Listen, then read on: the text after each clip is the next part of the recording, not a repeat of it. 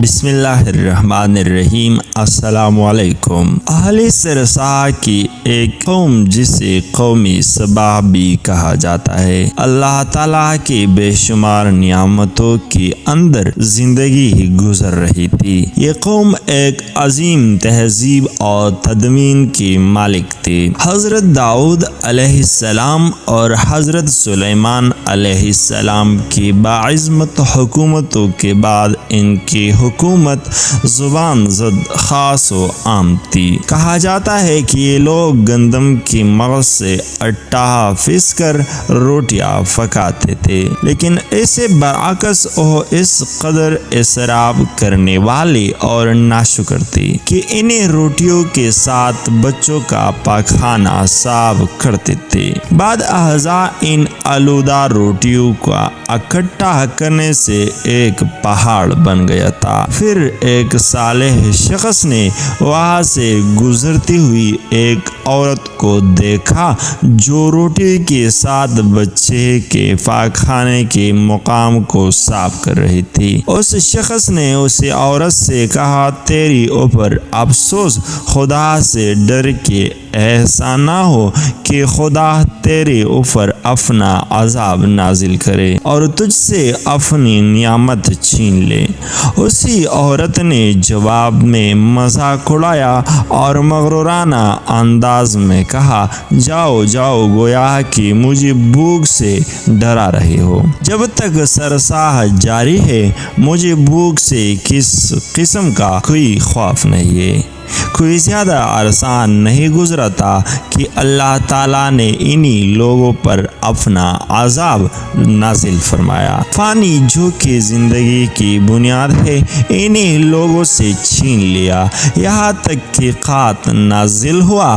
بات یہاں تک پہنچ گئی کہ ان کے ذخیرے کی ہوئی تمام غذا ختم ہو گئی۔ آخرکار وہ مجبور ہو گئے کہ انہیں آلودہ روٹیوں پر ٹوٹ پڑے جو انہیں لوگوں نے اکٹھا کر کے پہاڑ کے مانند ڈھیر لگایا ہوا تھا، بلکہ وہاں سے روٹی لینے کے لیے صف لگاتے تاکہ ہر کوئی وہاں سے اپنے حصے کی روٹی لے سکے۔ کفران نعمت، قحط اور ان کی بدحالی کے بارے میں متعدد روایات موجود ہے۔ سورہ نحل کی آیات نمبر 112 اور 113 میں یوں ارشاد ہوتا ہے، اور اللہ تعالیٰ نے اسی بستی کو بھی مثال بنایا ہے کہ جو محفوظ اور مطمئن تھی، اس کا رزق ہر طرف سے باقاعدہ آ رہا تھا، لیکن اس بستی کے رہنے والوں نے اللہ کی نعمتوں کا انکار کیا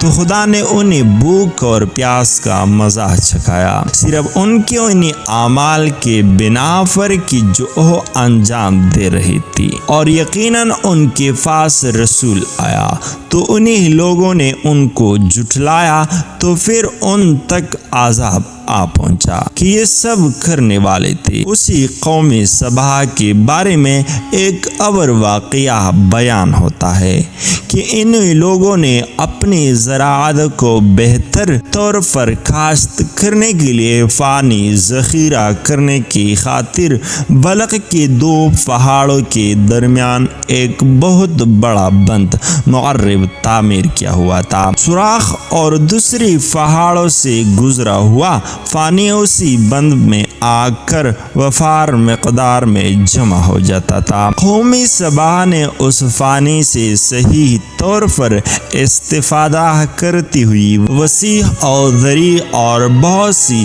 خوبصورت باغات لگائے اور کھیتی باڑی کو رونق بخشی۔ انہی باغات کے درختوں کی شاخیں اس قدر پھلوں سے لدی ہوئی ہوتی تھی کہ کہتے ہیں کہ اگر کوئی شخص سر پر ٹکری رکھ کر ان کی نیچے سے گزرتا تھا، پھل خود بخود ٹکری میں گرنا شروع ہو جاتا اور قلیل مدت میں ٹکری تازہ پھلوں سے بھر جاتی، لیکن نعمتوں کی کثرت نے انہیں شکر کرنے کے بجائے سرمست اور غافل کر دیا تھا، یہاں تک کہ ان کے درمیان بہت بڑا طبقاتی نظام وجود میں آ چکا تھا۔